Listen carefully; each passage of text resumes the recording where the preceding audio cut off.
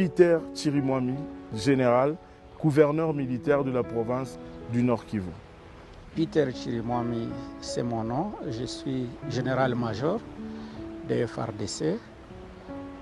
Le commandant suprême avait décidé que je vienne ici pour faire l'intérim du lieutenant-général Ndima qui était gouverneur militaire à l'époque. Ça fait bientôt une année que je suis là. Je suis ingénieur agronome A0. Ok. J'ai un diplôme de master en criminologie. Ok. Je suis gradué en sciences de l'environnement. Ok. Et avec beaucoup d'autres spécialités. J'ai un diplôme de gradué en machines-outils. Et donc, je suis un officier. Et on a décidé de se jeter dans. Je suis un académicien. Merci beaucoup. Ça nous permet de bien évoluer dans l'émission. Encore une fois, merci d'avoir répondu à notre invitation, mon général, monsieur le gouverneur.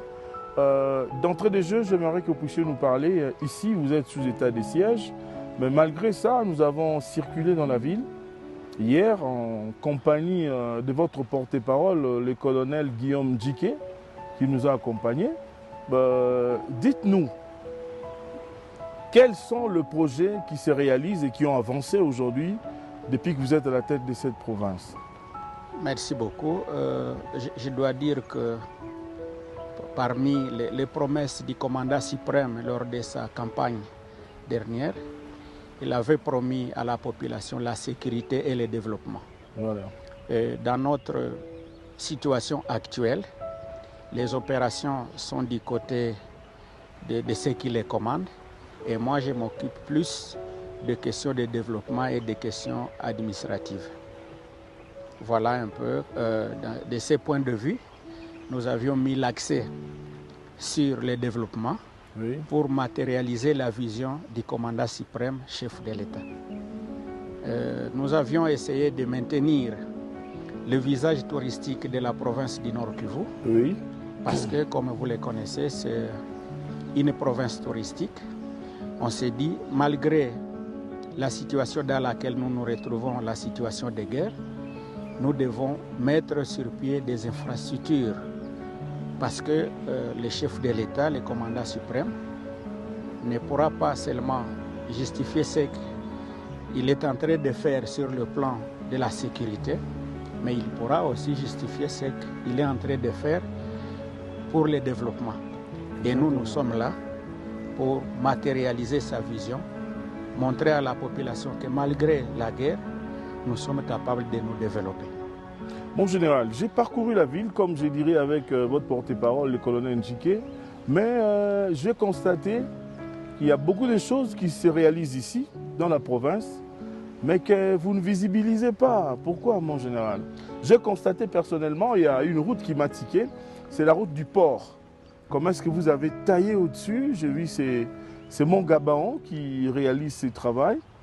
Il y a beaucoup de choses qui sont faites ici. Contrairement à ce qui s'est dit à Kinshasa, mais du côté visibilité, vous ne bousculez pas les choses, vous ne faites pas voir ce que vous faites. C'est ça votre politique ou comment? Je ne sais pas. En fait, je crois que ce qui est important, ce n'est pas de trop parler.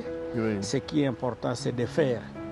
Et lorsque nous sommes arrivés ici, comme je le disais, pour matérialiser la vision du chef de l'État, nous avions mis en place des politiques.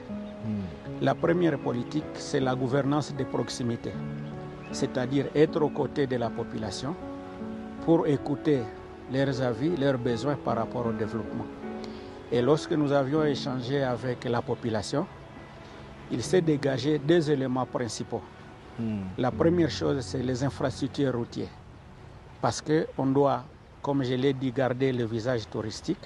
Oui. Et la deuxième chose, c'est l'eau. En ce qui concerne les infrastructures routières, nous avions mis la politique que nous appelons production-gestion. Oui. Qu'est-ce qu'on appelle production-gestion? Exactement. C'est une politique de produire et gérer en même temps. Ça signifie que nous nous sommes dit, nous n'avons pas à garder l'argent dans les caisses. Si nous gardons l'argent dans les caisses,